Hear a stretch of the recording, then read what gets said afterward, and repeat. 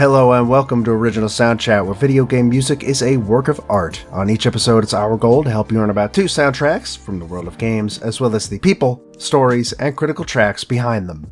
My name is DeVader. And I'm Peter Spezia. We're brought to you by Anonymous Dinosaur and Rhymes with Asia. It's time to appreciate great OSTs and the games that they come from, without getting too bogged down in music theory. Up first this week for our 2 games is 2014's Bayonetta 2.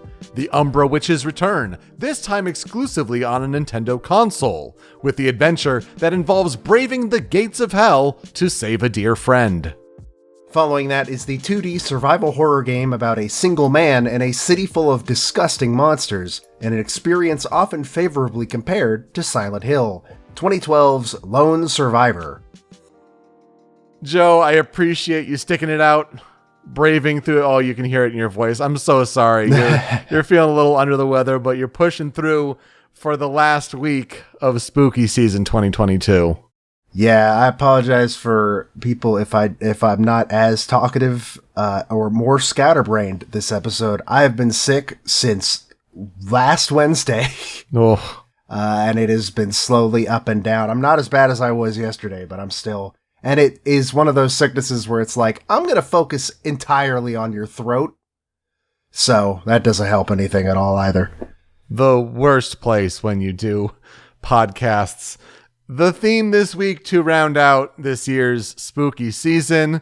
These are both October 2014 releases on Wii U. Go figure with that one. There's not too much else related between Bayonetta 2 and Lone Survivor. That is a crazy, coincidence for both of those to overlap like that, actually. But, I think it works. Joe, aside from not feeling well, how are you doing, and what are you playing? Well, I did, despite being sick, finally get myself to sit down and play a game all the way through. I played Little Nightmares 2. Aesthetically immaculate, perfect. I have no notes. Tarsier might be the best in the business right now at, designing monsters that start out just oh, that's kind of creepy, and then later reveal a thing that's oh, don't like that. Nope. The best example is there's a monster referred to as the teacher, as she's just a teacher, and she has this face that's a kind older lady teacher, but obviously looks slightly off, so you're already that's kind of creepy. And then you knock something off of a shelf and you find out that her neck can stretch infinitely. Whoa. Like a snake. It's upsetting. And they're all like that. I still kind of have problems, though, with there's so little margin for error in those games, and they have so many chase sequences, and some of them go on, none of them are crazy long, but some of them go on just long enough that when you have to start over, it's frustrating. And it's to the point where, oh, did you accidentally brush up against this object, which is really easy to do in, Little Nightmares, due to the fact that it is on a 3D plane as well as being 2D, a side-scroller and stuff like that, then you might as well just die. They're going to catch you. You might as well just die. And there's too much of that, I think. But otherwise, I liked it. It's a good game. It had a really, really surprising ending that I really, really liked. But yeah, Little Nightmares 2, pretty good. Neat. I did some more achievement hunting in the Somnium Files Nirvana initiative. Unfortunately, I hit a roadblock when I discovered that one of the achievements is to get all of the final forms in the Tamagotchi-like minigame. That's not great when you have to basically answer multiple questions, probably a total of, I'd say, 10 or so. And between each question, there is a 20-minute real-world time waiting period. So I'm not going to grind that out and kind of just stop there. See, I forgot that was in the game because after 2 notifications about it, I turned it off. Because I did not care. Super annoying, yeah. And when you play on Switch, you're not cognizant of, trophies and achievements and things like that. So yeah, why would you think that? Well, I played on PC. So I did have achievements. It's just I didn't. You just didn't care to complete them all. I get you. I mean, most of the achievements, I was able to do all of them for the original Somnium Files. Very easy achievement list. But this one, I think that's a hard pass. That's eating up way too much real world time and trying to learn a very obscure sort of system of how do they branch it out? Which stat applies to which creature? It's just not worth it. Chocobo breeding. Basically, yeah. So that was silly. I'm continuing my playthrough of 2018's God of War in the build up to Ragnarok, and got back to essentially the witch's hut and revived Mimir. So we now have Head to talk on the adventure. So I don't know, third of the way through. It's a good time so far. Really enjoying playing that again, and the previews are out on Ragnarok, and very excited now to play that game. Let's talk about some composer follow-up news, especially as we talk about many composers on this show, and we'll follow up, like, what are they working on in the game industry? Some of the games we've talked about, how do those come back, and composers therein. Let's start with the Silent Hill presentation that was announced literally right after we finished recording our last episode. Otherwise, we sure would have mentioned it. Like within minutes. Yeah, and it wasn't even like, the short passage or whatever that we talked about, how like something got rated on South Korea. Like, yeah, we still don't know what that is. That didn't happen. But Joe, I'm sure you're excited to talk about all of the Silent Hill news. They've been pushing things down for so long and couldn't contain it anymore. Well, excited is partially right. So they announced what everybody already knew, which is Silent Hill 2 is getting a full remake, Resident Evil 2 style. It is being worked on by Bloober Team, who I am not a big fan of, but according to a couple people in press who have said that they have sources close to the project, they've said that Konami is keeping a very, very short leash on them in regards to changing literally anything about the story, which is good because I've seen how Bloober Team handles characters like Angela, and I don't want to see how they handle Angela. But we talked about Silent Hill 2 all the way back in episode 39. It's one of my favorite games of all time. It's a very, very good horror game, and so I'm hesitantly optimistic about this remake. I'll put it that way, I guess. There's also Silent Hill Townfall. We don't actually know a lot about it, but it is being made by No Code, which is and published by Annapurna. This is the one that's published by Annapurna, right? Yeah. Yes. No Code actually has made a couple of horror games already. I haven't played their second game, which is called Observation, which if I am correct, I believe it's like an FMV horror game about helping somebody at a space station when something's happening. I don't know too much about it, but I have played their first game, Stories Untold, which is a game where it's for horror stories in various formats, told in different settings. Stories Untold is a very, very cool game, so No Code is a good crew to hand this to. I'm most interested in what that one's going to be. The Silent Hill Ascension, man, they explained it. I don't know what it's going to be. I have absolutely no clue.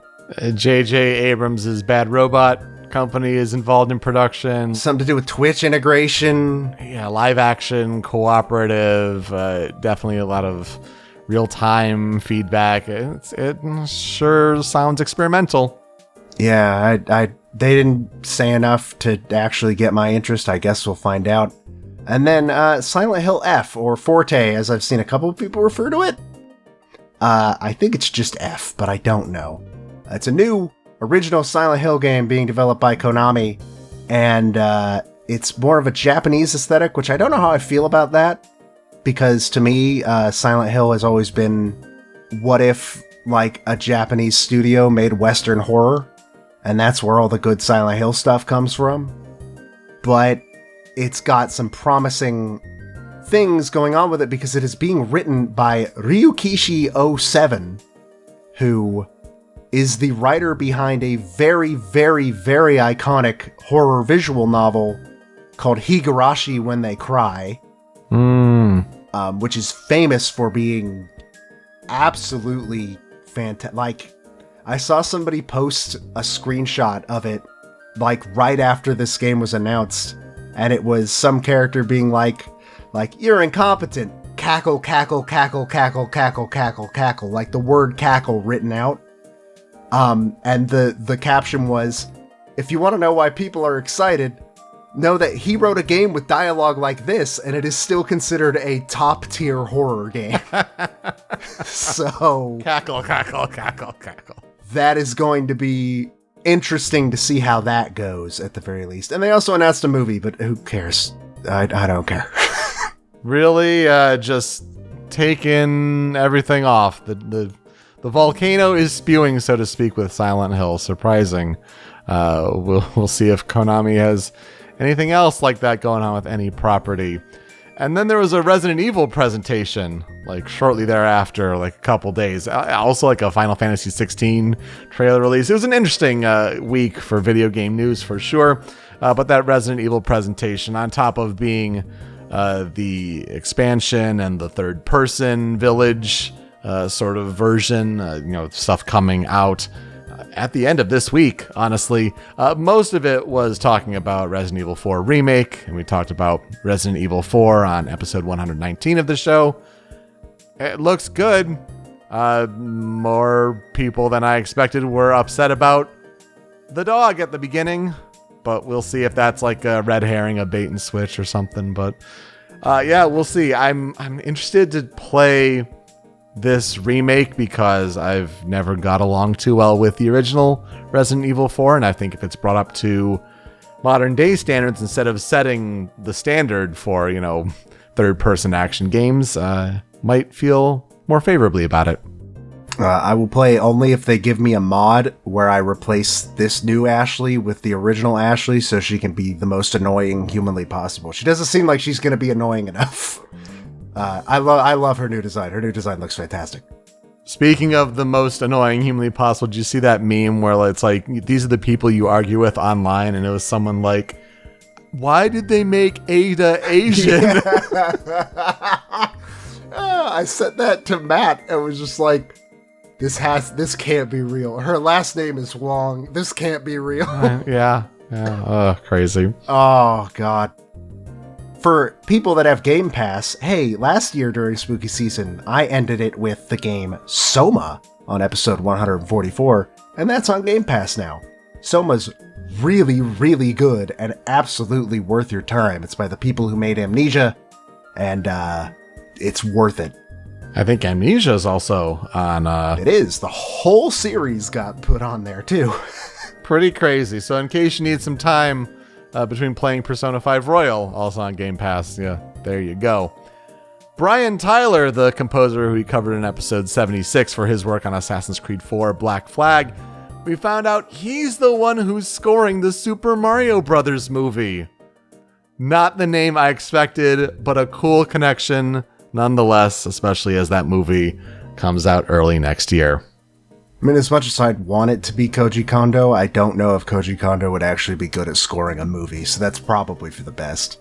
I'm sure there's consultations on themes and whatnot, but yeah, get a Hollywood orchestrator and composer to work on it. And this one's just for me. I just want to give a shout out. So, Hololive has a male branch called Hollow Stars, who just recently, a couple months ago, debuted their first English members, and one of them is a really funny dude by the name of Magni Desmond, and Hololive does covers quite often where it's like professionally produced covers, and Magni put out his first this week, and it was Escape from the City from Sonic Adventure 2. Fun. And it's really, really good, so I wanted to give a shout out to that. People should go check that out. In the meantime, let's start the last week of Spooky Season 2022 by talking about the Umbra Witch with Bayonetta 2. Now, I covered the original Bayonetta in episode 57 of the show. And so finally, here at, 196, I think? God, was that really all the way back in 57? Yeah. It does not feel like it was that far away. Yeah, we were talking about Castlevania and it was Monster Slayers and, oh yeah.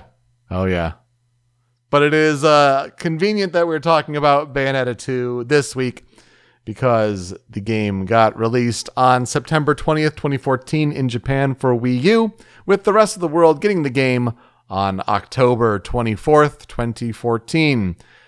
That's literally 8 years ago from the day we're recording. Go figure. That's really interesting. A Nintendo Switch version was released on February 16th, 2018.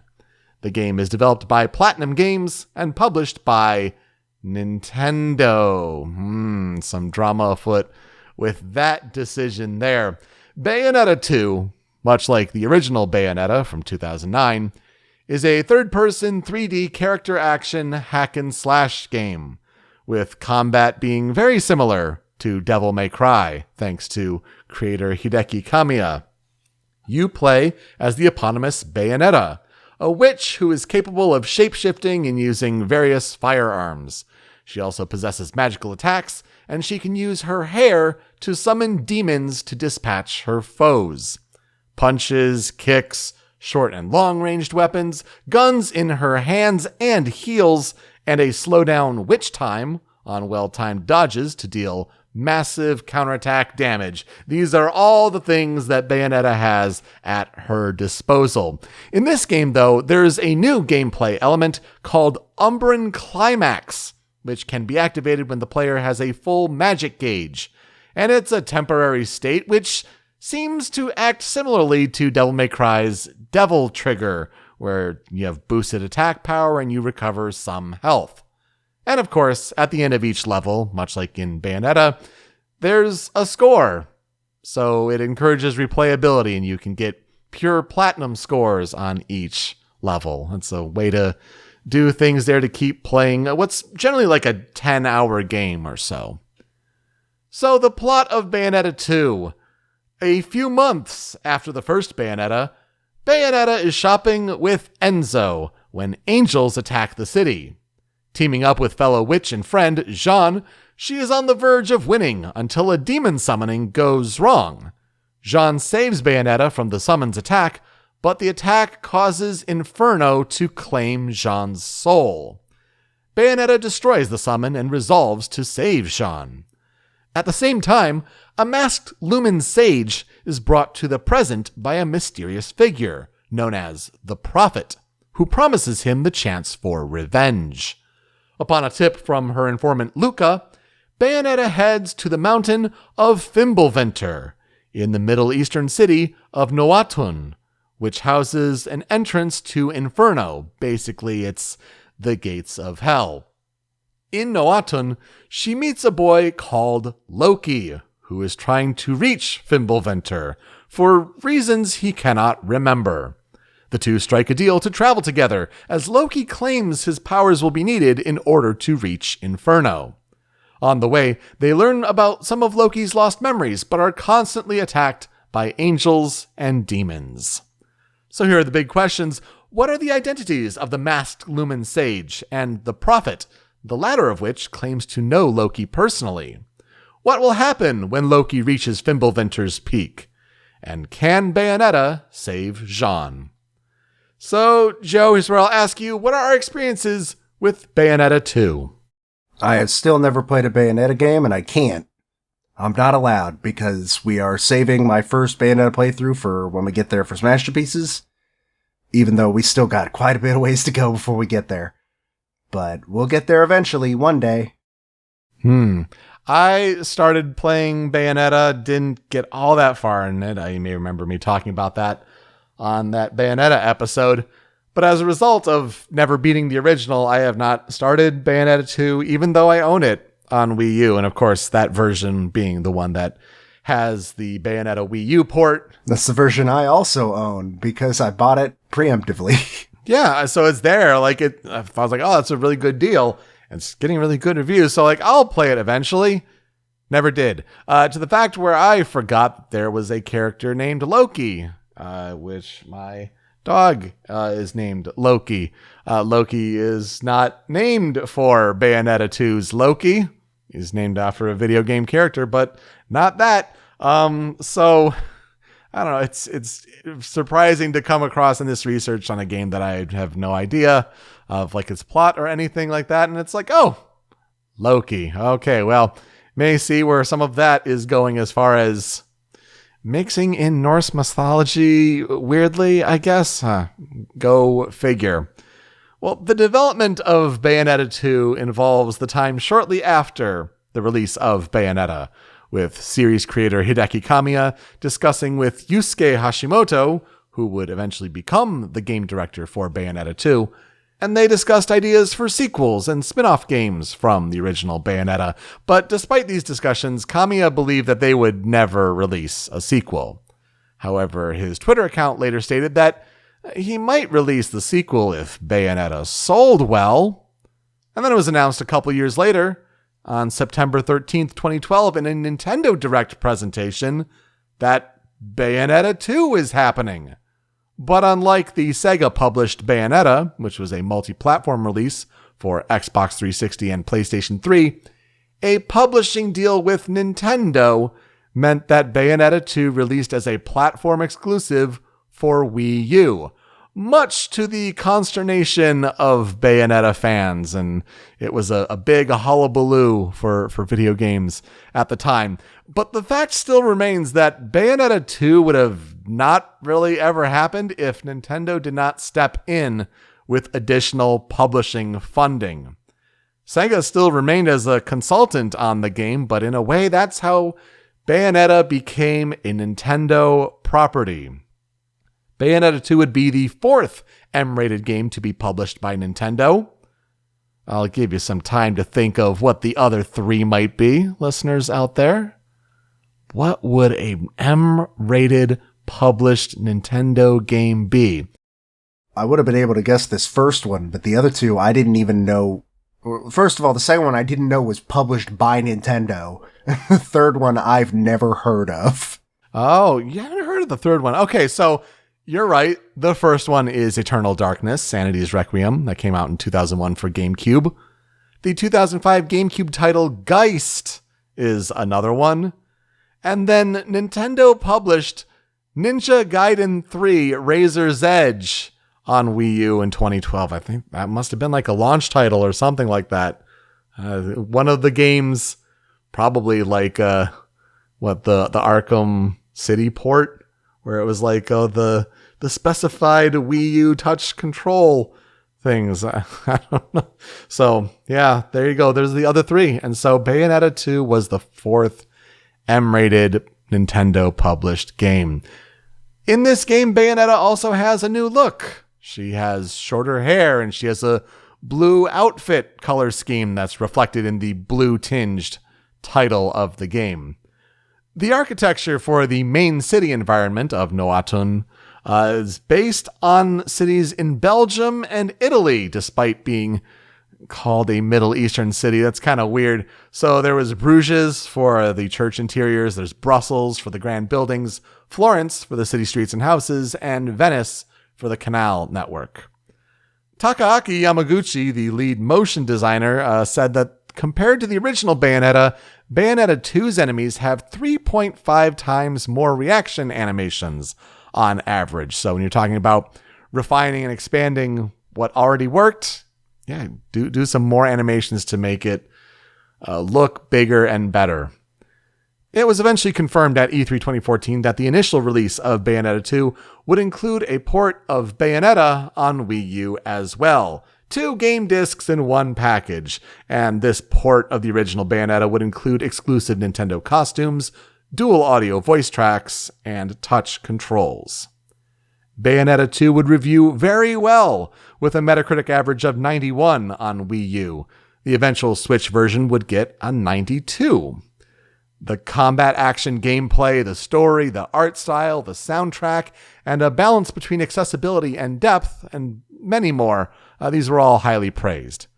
The cooperative tag climax mode disappointed, though, with a lack of local co-op, though this would be fixed on Nintendo Switch. It was an online-only mode on Wii U, and then people thought that the Wii U's gamepad could have also been better used. But Eurogamer's Martin Robinson concluded, quote, Bayonetta 2's biggest disappointment may be that it's an iterative sequel, but it's not such a problem when it's iterating on genius. Bayonetta 2 sold around 300,000 copies in the game's first 9 weeks on Wii U. As far as I can tell, as far as top-selling Wii U games, it did not reach 1 million copies sold, but the Switch port outpaced it at 400,000 copies in the first 9 weeks, and eventually selling 1.04 million copies worldwide as of the end of 2021. I was surprised to discover that Bayonetta 2 was not an awards darling. Kind of shocking. It wasn't like it was released at the end of the year, and it was 2014. That was the year where either Dragon Age Inquisition or Middle-earth Shadows of Mordor was that. Those were the games of the year. If I had to take a guess, it's probably the Wii U exclusivity that hurt it the most. I mean, that's fair. It was nominated for Game of the Year and Best Action Adventure Game at the Game Awards, but there were shockingly no nominees at all from the BAFTAs or the DICE Awards. Certain outlets like Destructoid and Edge recognized the game as their Game of the Year, and Bayonetta 2's soundtrack won Original Light Mix Score Franchise from the Navigator Awards. The video game trade reviewers who have such bizarre and varied award categories, that's for sure. After this release, Bayonetta was one of the most requested characters on the Super Smash Bros. For Wii U and 3DS character ballot, resulting in her being the final downloadable content character addition to that game, along with stage as well, and then she returned in Super Smash Bros. Ultimate. Following the announcement of the first 2 games coming to Switch at the Game Awards 2017, a tease for a sequel, Bayonetta 3, was revealed. And that game is finally coming out almost 5 years later, this Friday, October 28th. It's also getting some free publicity right now with voice actor pay disputes, as Helena Taylor will not be reprising her role as Bayonetta. That is a whole complicated situation with half-truths and lies and not representing what's going on and kind of hurting the video game voice actor industry with proper and fair pay, to be honest. But honestly, the more this story lingers, the more attention it's giving Bayonetta 3, I think. Yeah, it's been a rabbit hole, and I've mostly stopped paying attention because it's just been, I don't know, but it certainly seems like it's kind of obvious at this point, maybe who is not telling the truth. I think it's telling when we recorded our last episode, we were considering bringing it up because it was just Helena Taylor's version of the story. And then literally right before we recorded, the Platinum side of the story came out and it made things a little more illuminated, I think. Yeah, while I was at work, that tweet went out. So that was fun. The composer that I'll talk about this week for Bayonetta 2 is Naofumi Harada. Naofumi Harada was the second highest credited composer on the soundtrack, so I figured, we've talked about plenty of these composers that are on the Bayonetta 2 soundtrack, so let's go with the highest billing. And, boo! It's timely for Halloween because Naofumi Harada is a ghost online. The best I can surmise is that he's a composer at Platinum Games and is still there. He's been there since at least 2013, 2014-ish, because his discography involves different musical roles at the games from the company. So he did additional composition on Platinum's The Legend of Korra. Remember that game? He was a composer and arranger on Bayonetta 2. He played guitar on Transformers Devastation. He was a composer for Teenage Mutant Ninja Turtles Mutants in Manhattan, did additional music for Star Fox Zero, as well as music for Star Fox Guard. He did music implementation on Nier Automata, and some additional composition on Astral Chain. Most recently, he was the composer on World of Demons. The composers on Bayonetta 2 include Masami Ueda. We covered his work on episode 46 for Okami, Naofumi Harada, Hiroshi Yamaguchi for episode 57 on Bayonetta, Norihiko Hibino, who we talked about him on episode 44 for his work on Yakuza Kiwami 2, Takahiro Izutani, Satoshi Igarashi, Hitomi Kurokawa, Takayasu Tsudeoka, Rei Kondo, talked about his work on episode 26 for Fire Emblem Awakening, and Naoto Tanaka. Masami Ueda led this team, and he stated that he finds the score for Bayonetta 2 to be much livelier than the one for Bayonetta, and he explains that they attempted to create new elements in the music by switching out certain instruments for others. It definitely sounds brighter and more positive. There's definitely some epic moments in it for sure, as we'll hear in the Critical 5, but definitely a brighter soundtrack compared to the original Bayonetta. A big difference in the soundtrack and the music technology that was available to the team at Platinum between the two games is the inclusion of dynamic music for boss fights based on the progression in Bayonetta 2. So Ueda states that the music is broken up into phases, and they're set off by triggers based on animations and other cues in the scene, which allow for swells in the music to match up with the action on screen. There is a similar approach that was done for the stage tracks as well, with as many as 10 shorter loops mixed together that transition based on the player's progress throughout the stage. So as opposed to one track that plays throughout, the music can be timed a little better with the epic action that's happening in the game.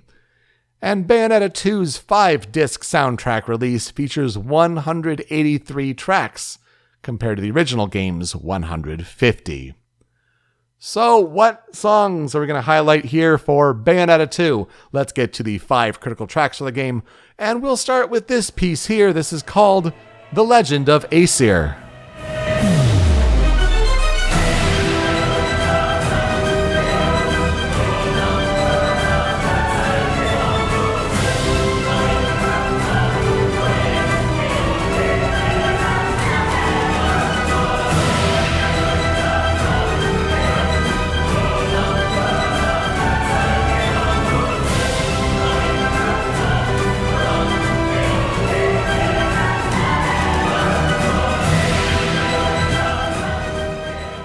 Bayonetta games sure know how to start, don't they? This piece is composed by Hiroshi Yamaguchi, and this plays during the opening moments of the game, where there's an expository monologue that's voiced by Yuri Lowenthal, who plays Luca in the game.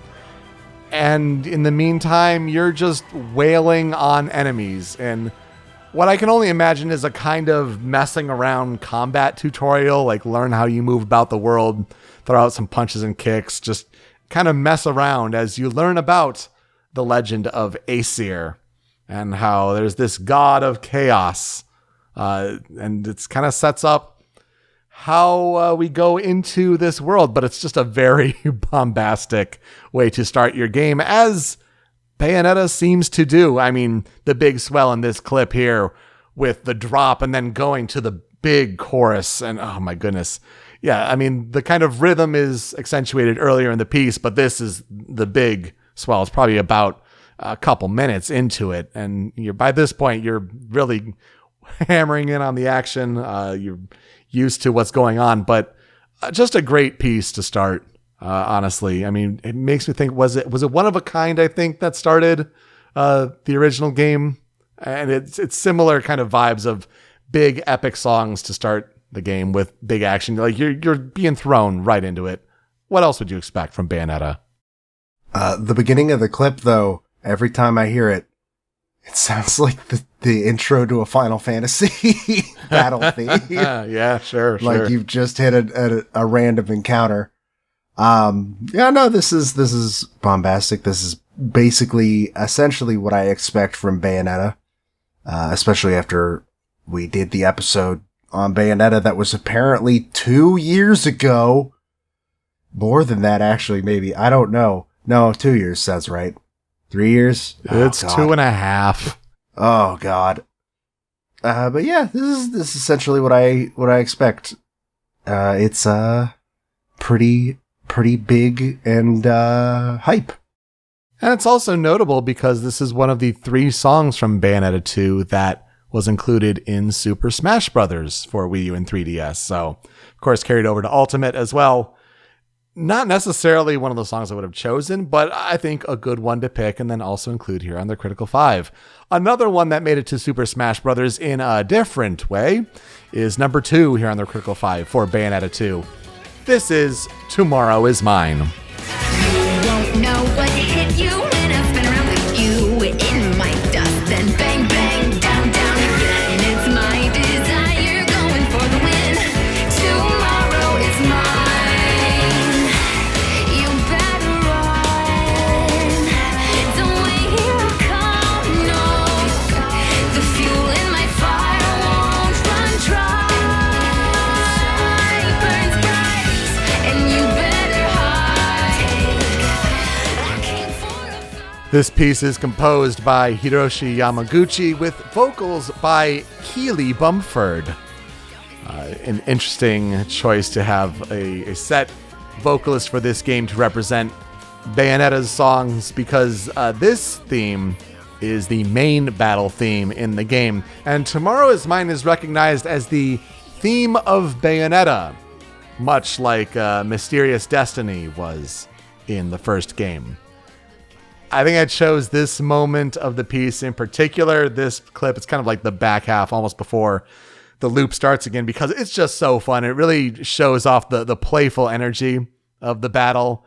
But I think it is criminal that an instrumental version of the song with like a saxophone solo replacing the vocals, that was what was included in Super Smash Bros.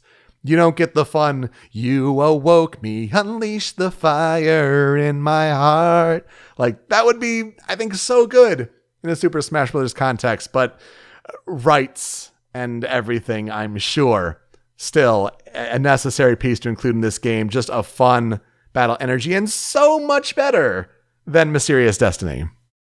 Keely Bumford's voice sounds very, familiar. So while you were talking, I was looking up, did she do anything else?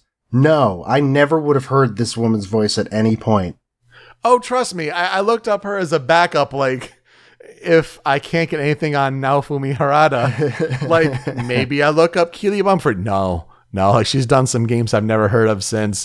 Yeah, you're right. It's pretty much nothing. Wow. Yeah. Yeah, but she absolutely kills it. I don't know why her voice sounds so familiar, though. Maybe she did something that's not a video game that I know. I have no idea. One day, maybe I'll learn.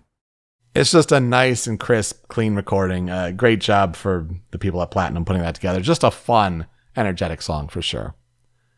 Another vocal song that has to be here in the Critical 5, though also criminally underused or used differently than you'd expect. This song has to be here, number 3 on the Critical 5. This is Moon River Infinite Climax Mix.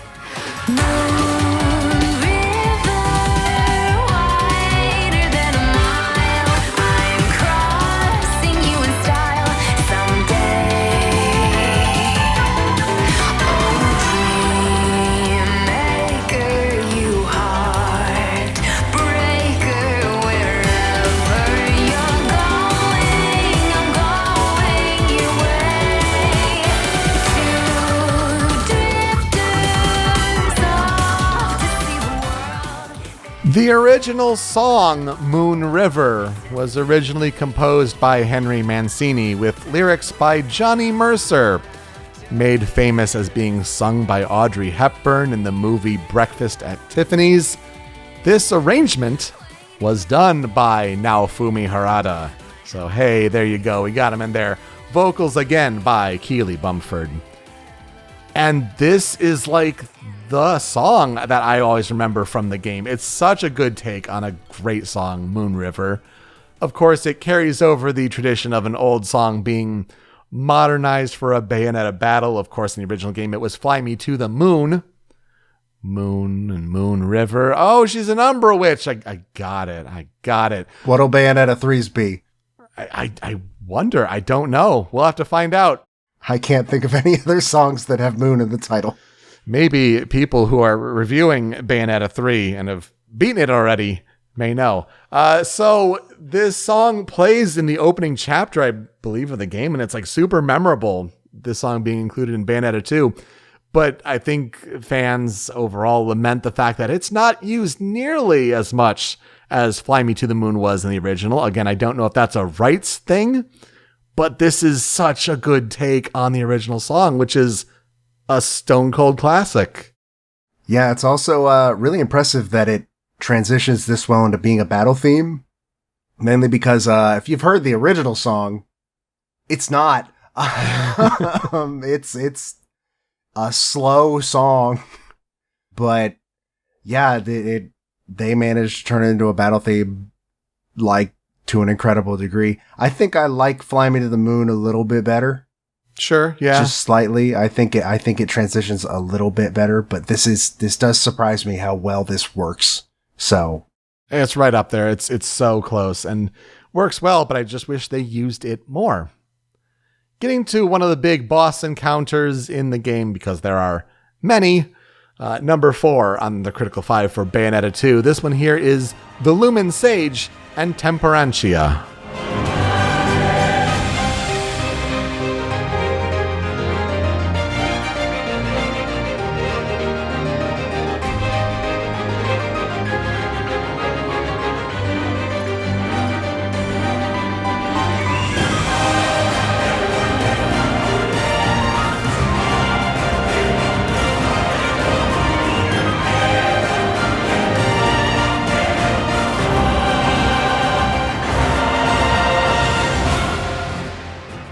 I think it's really impressive the more that we do this show and like listen to different things and try to figure out like who composed this. I mean, you know, the CD booklets, they'll generally tell you who composed what, but what does this kind of sound like?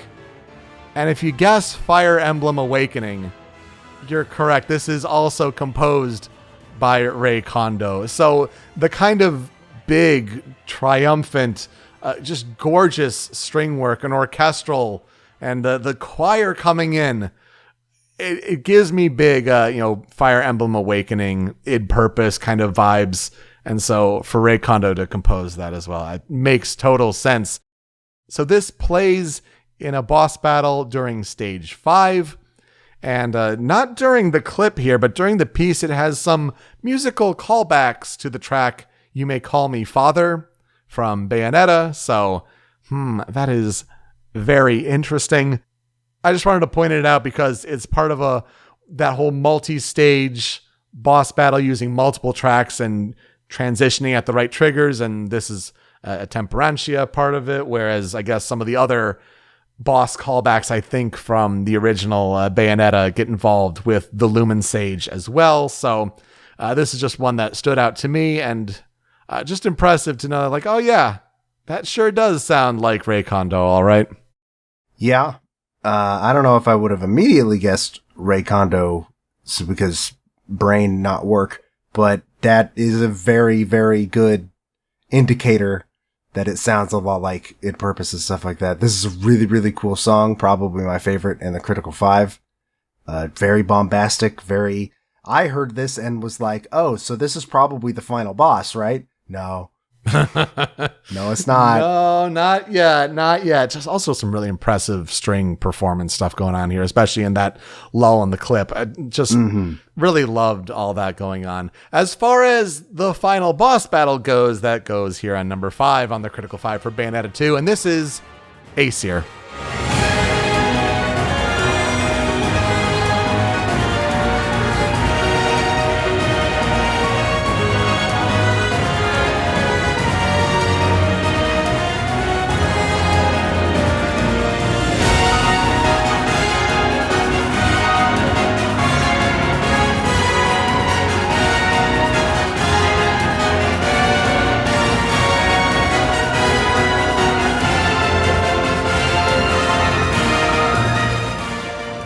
More Ray Kondo vibes? More Ray Kondo vibes. Yes, he also composed this one as well. I love how the brass cuts in and goes in with the little bit of vocals and the choir behind it. It just sounds so triumphant in a way. Although this seems like it is at least the start of the final boss battle, because when you're being told about the legend of Aesir, well, maybe you just might be confronting Aesir at the end of the game. It's not, hammer-headed, like Jubileus was, I think, in Bayonetta, but you're taking on some godly form for sure. Just really wanted to highlight this one because of its status as where it plays in the game, but also just continues to sound so good. This soundtrack is remarkable, whether it's, poppy, peppy vocals or epic orchestral boss confrontations. This one sounds a lot more Fire Emblem to me, even more so than the last track. Like, this is just a Fire Emblem track. Yeah. And it's really, really good. I like it a lot. I just dig these big, huge choral pieces. They work really well for boss fights. And, Bayonetta 2, like, that's kind of what they do best, I think. It really, really stands out. For a couple tracks on the cutting room floor, I have two. The first of these is a strange one, coming from someone who, hasn't played the game but listened to the soundtrack. One track stood out to me, and it was Noatun, the Cascade Foregrounds.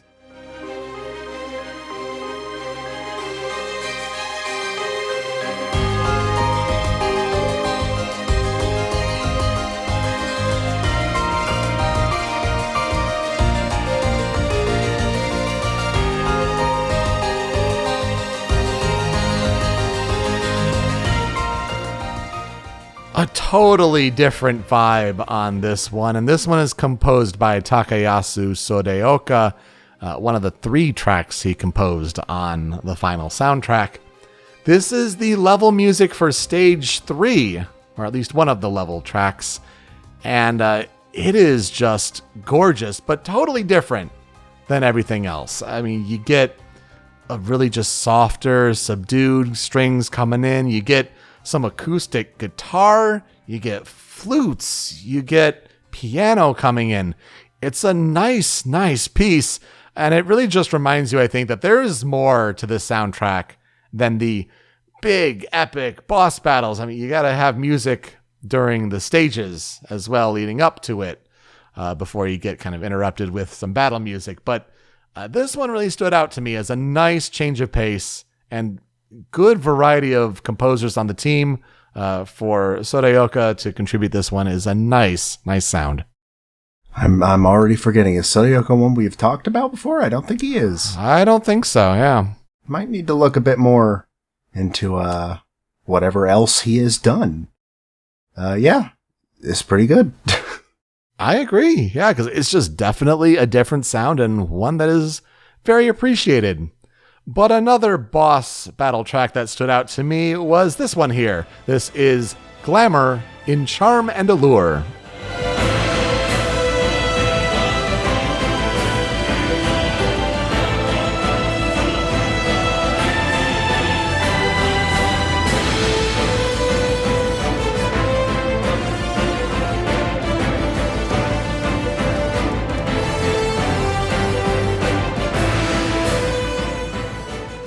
This track is composed by Masami Ueda, and it seems to be the boss battle in Stage 4 that kind of wraps up that level. This one's neat because it is 7/4 time. You get this 1, 2, 3, 4, 1, 2, 3, 1, 2, 3, 4, 1, 2, 3. That kind of is a little off balance to begin with, especially when the piece is kind of throwing these, syncopated triplets at you with the accented hits of the ba ba ba ba ba ba ba ba ba ba ba ba. And so it's like it just kind of throws you off a little bit here. I think just neat stuff going on with the time signature and the feel of the piece here, while also still sounding big and bombastic and orchestral. Neat to have Ueda contribute this one as well as overseeing the soundtrack project. Yeah, I really dig the hits. Those are by far the most like standout part of the song. I do like the brass though. That's some good brass. A good brass section in this song. It sounds very cool. It has a different flavor from the other two boss themes that we talked about. Yeah. Just on virtue of not having chorals be a big part of it. So it's neat. Definitely. Yeah. It's neat to have all the different voices of all the different composers working all together. Tough to highlight just 5 and then Cutting Room Floor for 183 tracks on the soundtrack. Well, I have an answer for us, by the way. There's apparently it's on the Bayonetta wiki, according to our friend who's beaten the game already. Well, okay. And this episode comes out after review embargo, anyways. It is Moonlight Serenade. Is the Moon song in Bayonetta 3. It had to be Moon something, but I think that's a good choice. Well, will I never forget about Bayonetta 2? Well, I'll never forget how I still have yet to play it. I still got to beat the first. But I do remember it being a big standout in 2014. I'm sure whenever we get to a best of 2014, this would be very high up there with Shovel Knight as some of the best soundtracks from that year. Mario Kart 8. Smash Wii U. I don't know. There's some good soundtracks that year for sure. Will Bayonetta 2 crack the top 10 in the best of 2010 soundtrack for episode 200? You'll have to keep listening to Original Soundchat to find out. I'll play it probably after I've played the first Bayonetta when we do it for Smash-Pieces. I'm terrified of playing either of those games. Oh, yeah, for sure. I'm a baby man.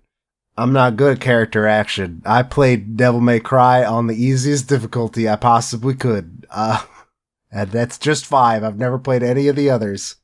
Works for me. I think that's how I started playing Bayonetta as well, so no problems there. To transition to our next game, let's talk about a fan cover, a fan remix, whether it's on YouTube, OC Remix, wherever. Bringing back Sapphire, Sapphire's YouTube channel. She, I believe, did some assistance for the Takeover cover last week, and now she's doing vocals on this one for a cover of Tomorrow Is Mine, featuring another YouTube artist, The Consoles. Hey. That jazz group that performs on YouTube. So Tomorrow Is Mine with Sapphire featuring The Consoles. It sounds nice and jazzy and swingy. Please enjoy that, and we will be right back. You awoke me, unleash the fire in my heart. I will dance and I will defeat them through the light and the dark. Your mistake was to underestimate my power. All right, as said before, bear with me because I am sick, but that's not going to stop me. You can't keep me away from Halloween. You can take the man out of Halloween, but you can't take the Halloween out of the... Let's talk about Lone Survivor. Good one. Got him. So Lone Survivor is a game that was released for PC on March 27th, 2012. A PS3 and Vita version would come out in September of 2013. Then a PS4 and Wii U version in October of 2014, the same month as Bayonetta 2. What a weird coincidence.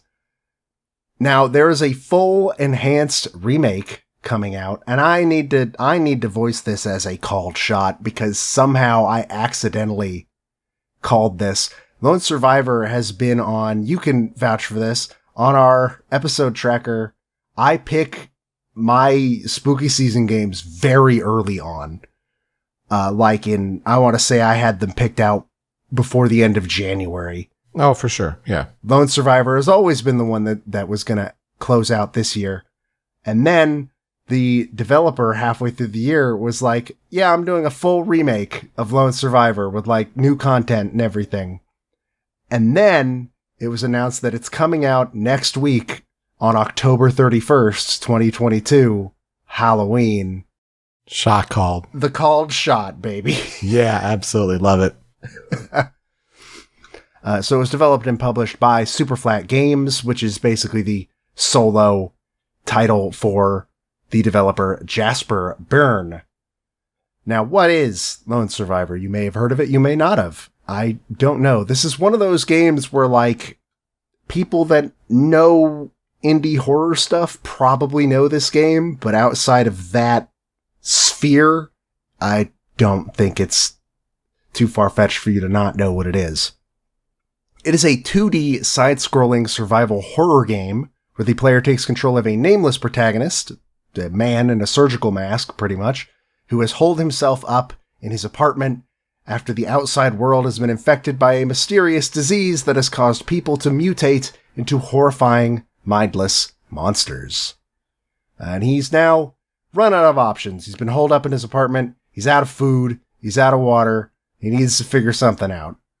And so he has to venture outside in order to find a way out of the city, but also to find the supplies to keep him alive. And on his way, he must scavenge supplies like food, ammo, flashlight batteries, and all the while avoiding the disgusting creatures that are wandering the halls and the streets. And the player must be very conscious of their item use in this game. They should only get in fights when absolutely necessary, and they should be very mindful when healing, because it is absolutely possible to just run out of a thing that you need. That's what happened to me. I've never beaten this game because I used too much of my ammo. I haven't gone back to it in a few years. I didn't have the experience of playing like Silent Hill and Resident Evil when I played this game. So I think going back to it now, I'd probably be better at it. But that is absolutely a thing that can happen. So the questions are, can you escape the city alive? Or will you give in to the madness? And is there anybody else left alive? Or are you the lone survivor? So what are our experiences with Lone Survivor? This is where I will ask that question. It makes me feel better that you're like, if you don't know much about indie horror games, you may not know about this, because here I am, like, claiming to know quite a lot about video games, and I'm like, I don't know what this game is. I see some gameplay and it's like, okay, maybe there's something that seems a little familiar with it, but then I start pulling assets, how we represent this game visually for thumbnails and things like that, and I'm like, oh, that's why it sounds also kind of familiar. It's not the 2013 war movie called Lone Survivor starring Mark Wahlberg. So it's one of these where you got to do Lone Survivor game on Google. So yeah, that's kind of my brush with it, is not really knowing, kind of knowing, but then like, oh, we got to fight with a Hollywood film with it, that title. I don't remember how I heard of this game. I want to guess, like most of the indie games of that era that I now know about, it probably came in a Humble Bundle that I just forgot I bought, because those used to happen all the time and used to be filled with games that I didn't own. That hasn't happened in several years now. That's a good question. Now I'm curious if I have it in my Steam library. I don't know. You honestly might. I genuinely don't remember if I just bought it on someone's recommendation or if it was straight up like just in a bundle. I have no idea. Like I said, I never beat it. I want to say I got pretty far in it, but I had a point where I ran out of bullets, and there was a room where bullets would be very nice to have, and I didn't have any, and so I kind of just hit a wall. But like I said, this would have been a long time ago. This would have been before I played Silent Hill or Resident Evil or anything like that. I feel like I'd probably be a little bit more conscious of it now, but who knows? Maybe I'll give the remake a shot. But let's talk about some of the stuff that made this game happen. So, as I mentioned before, it is a solo project by developer and musician Jasper Byrne. We'll get into more of his stuff here in a bit. Some of its origins, though, are in his project Soundless Mountain 2, where he had recreated an entire section of Silent Hill 2 in pixel art style. And when this got a ton of attention, he kind of had this realization of, oh, there's an audience for this kind of game, and decided, why don't I just make one? And then he did. Apparently, the game originally was not going to have a map. It is like Silent Hill, where you can go into certain rooms and the character marks the map as you go to make sure that you know where things are and are not accessible. And this was not the case at first, apparently, because his hope had been that every location in the game would be unique enough that you'd easily be able to learn your way around. But as development continued, the game got bigger and bigger and bigger, and he started to realize that, like, no, people are gonna need a map. This is too much for somebody to just, like, keep in their brain. As you progress through the game, though, you can actually unlock shortcuts and warp points back to your apartment. You can use mirrors to warp back to your apartment, which is kind of neat. And the apartment serves as like your safe area, the save room in a Resident Evil game, essentially, where nothing can get you and you're pretty safe and all that. And this aspect was apparently inspired by Dark Souls and Demon Souls, which were games that Byrne had been playing a lot up to that point, and is a series that he considers very close to his heart in general. He did have a worry at some point in development that the game's tone was maybe getting a bit too dark, so he started focusing on adding a few more positive aspects to it. Self-care was generally what he ended up with, like, you can cook for yourself and stuff like that, and it'll make the character just a little bit happier. There's also a lot of dream sequences that, in his mind, came from a place of hope, and sort of had that message, sort of, in general. There are multiple endings in Lone Survivor, and they are chosen by a variety of invisible stats and variables, which is directly inspired by Silent Hill 2, which does the exact same thing. Silent Hill 2's ending is determined by, I think, how many times you look at Mary's photo, how many times you look at Angela's knife, how much damage you take, I think. There's like a bunch of nonsense things that Silent Hill 2 uses to figure out which ending you get. It's bizarre. And then maybe you get the dog. Oh no, the dog, you have to like get a key and walk through a door. Oh man, really? Oh, that's too bad. Yeah, the dog ending and the UFO ending are purposely designed so that you cannot get them the first time through, because that would kind of kill the vibe, I feel. Lone Survivor reviewed pretty well upon release. Its highest Metacritic is an 84 on PS3, its lowest being a 76 on Wii U. Again, I assume that's because the Wii U was the Wii U. It is often favorably compared to Silent Hill and pointed to as a very good example of somebody kind of absolutely nailing the atmosphere of a Silent Hill game. Though some critics do think that it didn't quite stick the landing in terms of implementing the psychological horror aspects. It fell a bit flat on that. I don't have anything to say on that. I thought it had a couple of good scares when I played it, and I really like the atmosphere of Lone Survivor. I think it's very well done.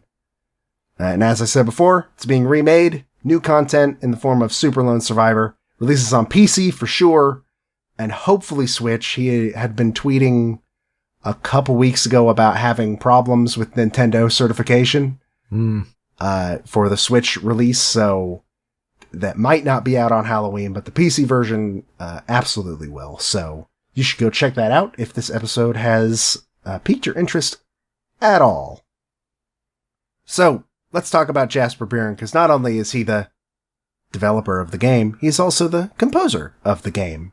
And he also performs under the alias Sonic, and also at one point, I guess, performed under the alias Sonic and Silver, as I could figure out from his website. But I don't know how updated his about page on his website is, because it doesn't seem like he updates that site very often. There's like a blog post of, oh, it's the 5th anniversary of Lone Survivor, and then 2 blog posts after that is, it's the 10th anniversary of Lone Survivor, which is this year, obviously. He got into video games through the titles Jet Set Willy and Lords of Midnight, which I'm not familiar with either of those at all. And he actually began writing his own games on the ZX Spectrum in 1984. He was 8 years old at the time. His About page even says, I was 8 years old in 1984. You can figure out my age from there. And I didn't, because I'm not good at math. He also worked for Frontier Developments for around 3 years. I know Frontier, I believe it's the people who made Zoo Tycoon, but I don't think he worked on Zoo Tycoon. I think he was there after that era. He has, in his life, lived in Vietnam, Japan, the US, and England.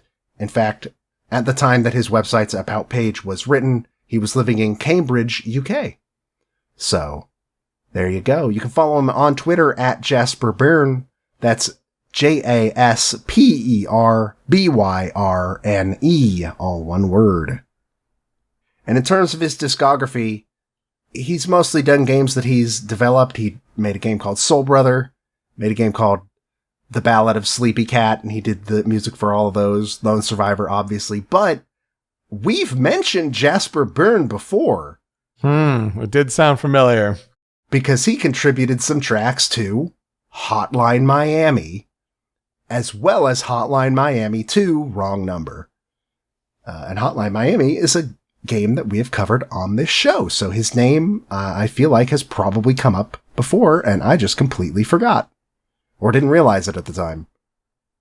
In terms of the historical development research on the soundtrack itself, you can hear the Silent Hill Yamaoka influence on this game's soundtrack. Like, it is clear, it is there, but it still kind of manages to have its own unique flavor at the same time. Like, it's not just, I decided to become Akira Yamaoka, but you can definitely hear, like, the bits and pieces of inspiration that came from it.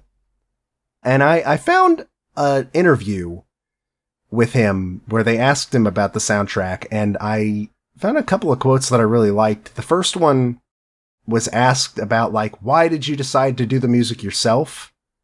And his answer was, quote, "The funny thing is, I was in a period where I was quite down on my music in a way. The game was very much about me dealing with the loss of my dad a few years earlier. That was the reason I went into the game industry, because I just wanted a change. I had been in the music business for 10 years, being on tour and everything, and I just really wanted to do something where it was less emotional. In a way, the game seemed more practical compared to making music." If you want the comparison to his music in Hotline Miami, looking back at our outline, he did compose one of the Critical 5 tracks that we brought up for that game. Oh. That being Miami, which is the score summary theme at the end of the level. There it is, composed by Jasper Byrne. So there you go. Look at that. And from there, like, this being him essentially leaving the music industry, he decided he still wanted to sort of keep those skills alive, and the best way to do that would be if he just did the soundtrack for Lone Survivor himself, saying, quote, "At the time, my main guitar wasn't with me, it was in Vietnam, but I had my guitar that I've had since I was 12 or 13, which was really not great and was really scratchy. I just thought this could be a cool sound for the game. It's dirty, it's old and unloved, and could be the right voice for the game. I've given the guitar to my daughter. She's a guitarist now. I'm very proud." Aww. And this interview was from, like, May of this year, so that is recent. That is very sweet to see. So, let's talk about the Critical 5. And oh boy, you can hear my voice, like, giving up. So, here we go. First track is the one you're probably going to hear the most out of all of them. This is Home.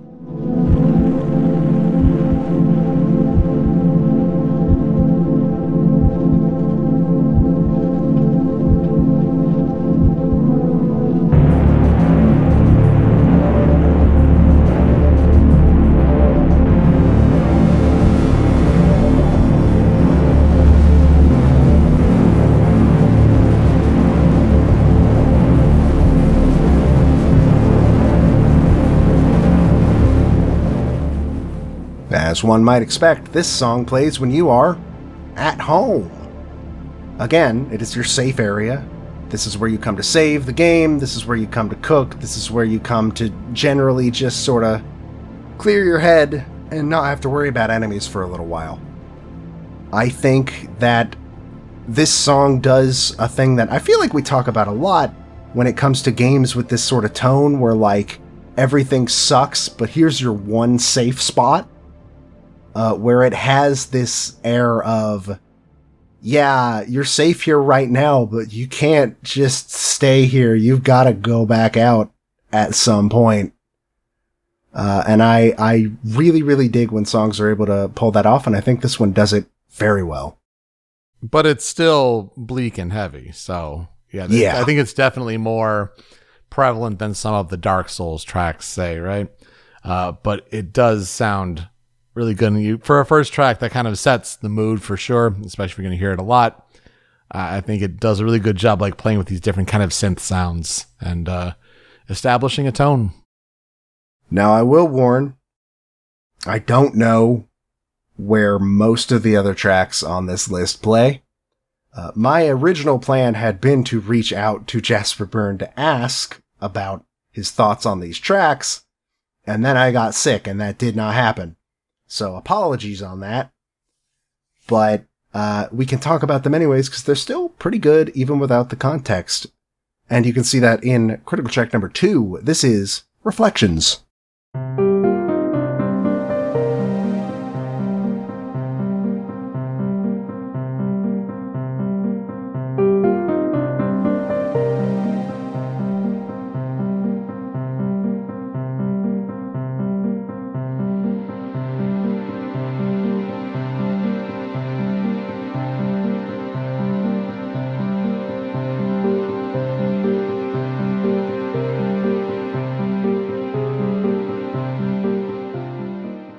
This is a pretty neat little piano piece here. And this is not the most Silent Hill sounding song on the soundtrack, but this one does have a very similar feeling to a lot of the stuff on Silent Hill 2's soundtrack in general. And I really dig this song. It feels, if I had to take a guess, this might play during a dream sequence, because it doesn't feel like something that would be playing during, like, an area. But I don't know. I really, really like this song. I think it is not frightening, but it is definitely emotional, and not in, like, the way you'd like to be emotional in general, like as a human being. And I like that a lot. Yeah, that's a good way to describe it. I think if there's a Silent Hill 2 track that it reminds me of, it's Fermata and Mystic Air. Yes. Definitely with the kind of eerie piano, but there's still a melancholy and emotion to it. That's definitely a good pull there. But it's not the last comparison we'll make on this soundtrack to Silent Hill 2, because the man's listened to some Yamaoka. Oh boy, has he. Though you can't really hear a ton of that in the critical track number 3, though there is some of it in there. That is Medicine.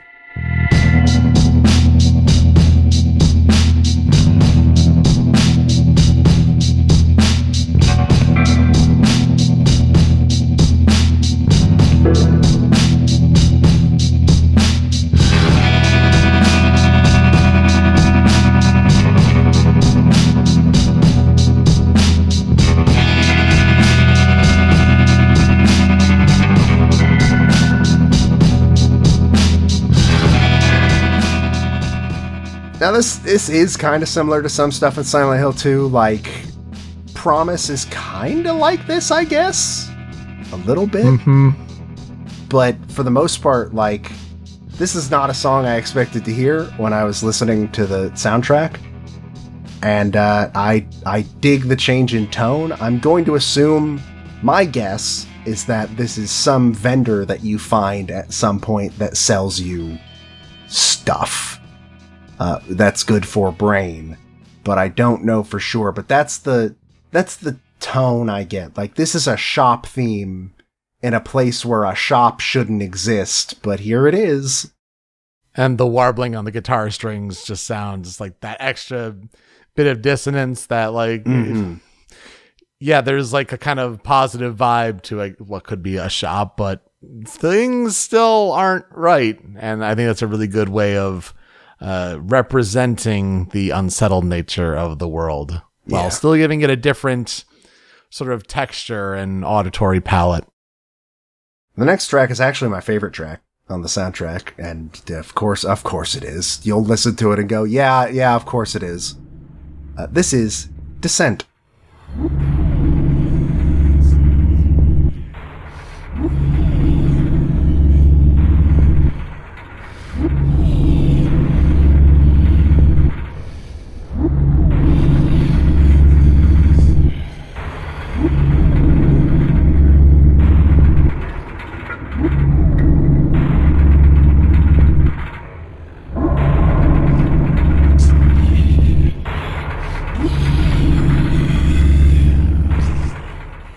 That is some Silent Hill ass Silent Hill. Yep. And like it's the version of Silent Hill music that a lot of people try to emulate, but not a lot of people get it right. And this is getting it right. Yep. I think this is getting it right. Those industrial mechanical sounds that really should not be where they are, but there they are. The title Descent makes me think you are probably like climbing down a staircase that is impossibly deep. I don't know if that's actually the case, but that's the tone I get. And just, oh man, he nailed it. This is the sound that I expect from this kind of game. It's absolutely perfect. I have no notes. Almost a descent into madness too, because there are those voice samples that kind of come in a little bit more and just creep in a bit more and more throughout the clip. So could be a vertical descent, but also a mental descent as well. Yeah, nailed it 100%. And for something completely different than that, critical track number 5 is Survival.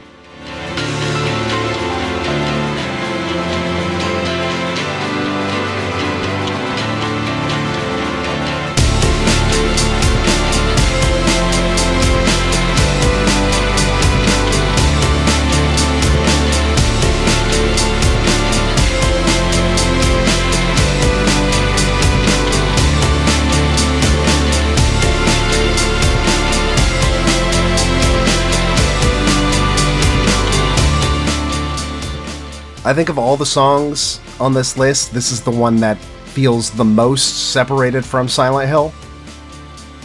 Simply because I can't think of a song from Silent Hill that sounds like this in general. Like maybe some of the instrumentation, but that's about it.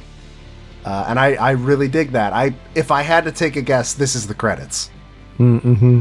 And I think it really, really, really fits with the tone and setting of the game of just like, you're in this city and everything has gone to hell. And maybe this place when you get out of the city, I don't know. But it has this feeling of, this is the end here, but like, it's not like you solved anything. You just got out. And you survived. You did it. And I like that this song is able to bring that across very well, even for somebody who has not gotten to that point in the game. Definitely more positive than what the rest of the soundtrack has appeared to be so far. So yeah, I would agree with that assessment. It's almost like if Theme of Laura was like 50% faster. Like they just upped the tempo a little bit and, tweaked some of the instruments, but kind of that vibe, I think. Man, now I want to like throw that in Audacity and see what that sounds like. Admittedly, probably not great, but...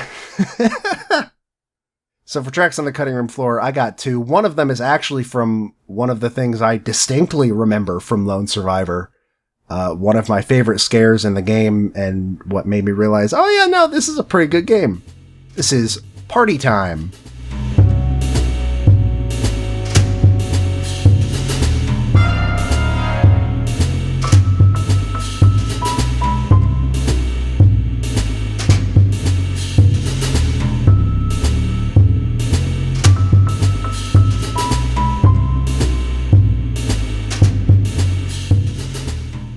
So you might be thinking, why is this Sly Cooper stuff playing in this horror game? Where could this possibly fit?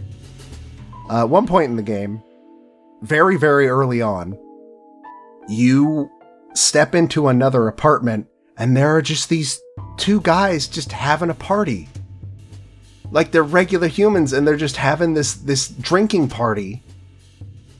And your character's like, what are you doing? Have you not looked outside? What? And then you go out onto a balcony with a woman that is, I guess, implied to be like somebody he knew before. And you have a conversation with her. And then when you go back into the room is trashed. Both of the people are monsters now. And the music has a very abrupt change. But before that, when you walk in at first, this is the song that plays. It's just a very, very good, like, catch you off guard moment. And it's one that has stuck with me ever since I saw it for the first time. I'm very much here for some creepy, unsettling jazz. That's fantastic. It just does a great job of being like, I mean, yeah, this is what party music would sound like, but there's something wrong with it. And I dig that a lot. That's part of this kind of horror for me, is like the familiar, but there's something slightly wrong and it puts you like off kilter. And the second track on the cutting room floor, this is The Director.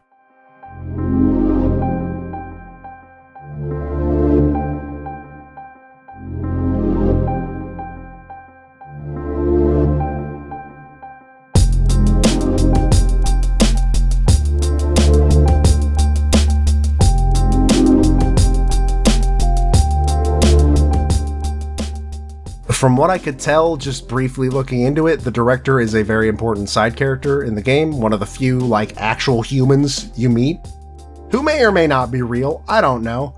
I can't judge. They're essentially the only friend the protagonist has throughout the game, and they show up multiple times. And this song really, really gives them sort of an importance, and it sounds sort of like a lot of Silent Hill stuff I can think of, but I can't, like, pull out the exact track that it reminds me of. But it's there, definitely. There's definitely a more relaxed vibe to this one. I could definitely zone out on this one. And that makes sense. Like, if he's, like, one of the friends, the few friends he has, and feels temporarily safe, that fits, I think. I like this one a lot.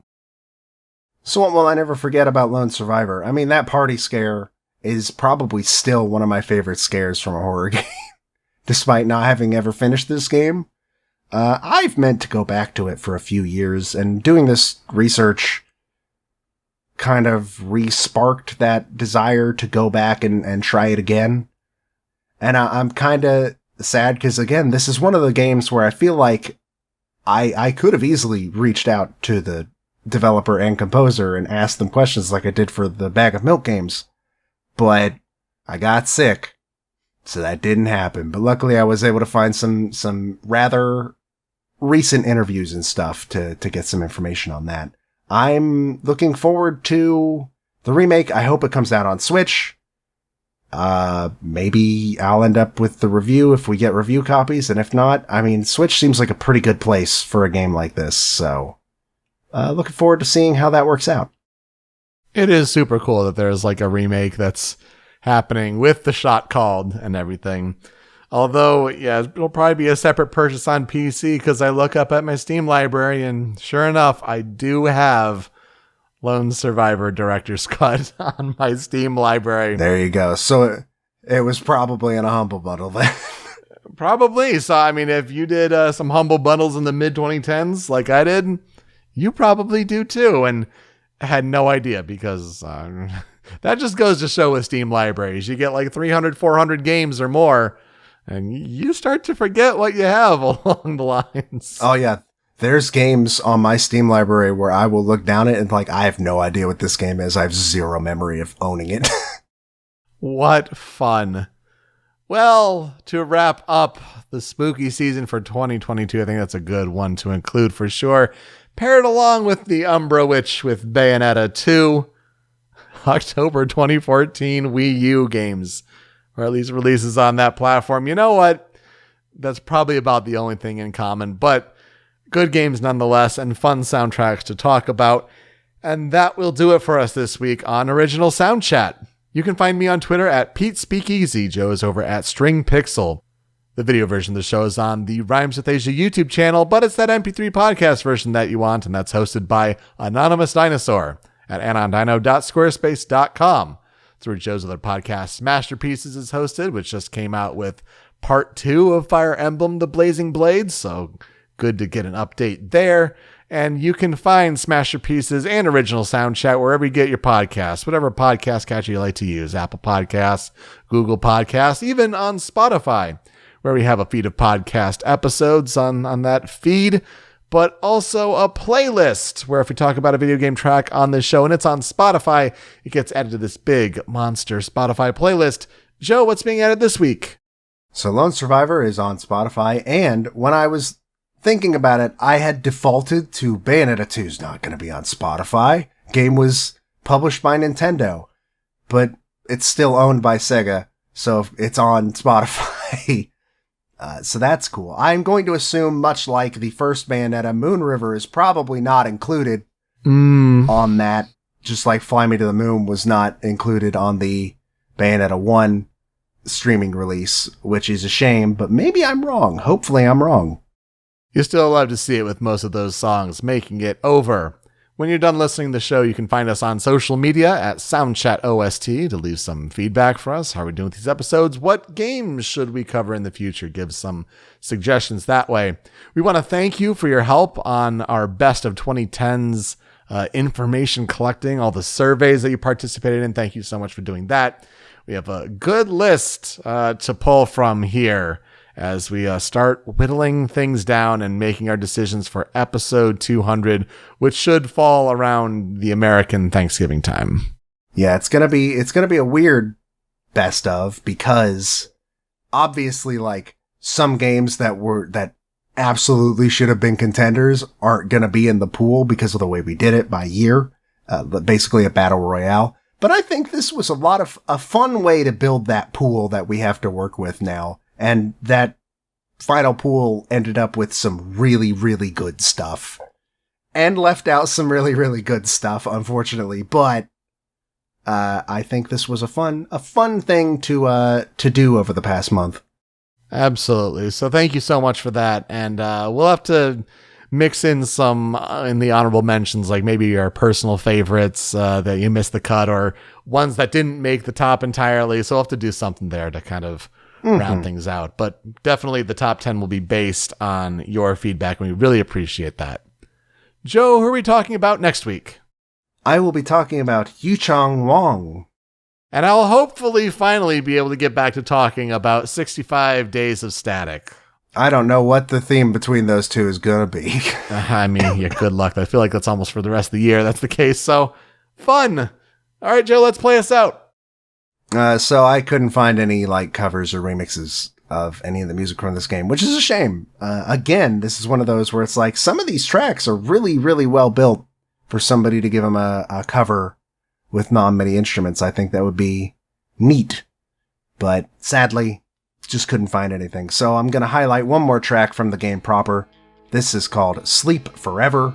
It is another one that kind of feels very Silent Hill-ish, and please enjoy that. It's some Yamaoka guitar for sure. That will do it for us this week on Original Soundchat. We'll see you next time. Take care.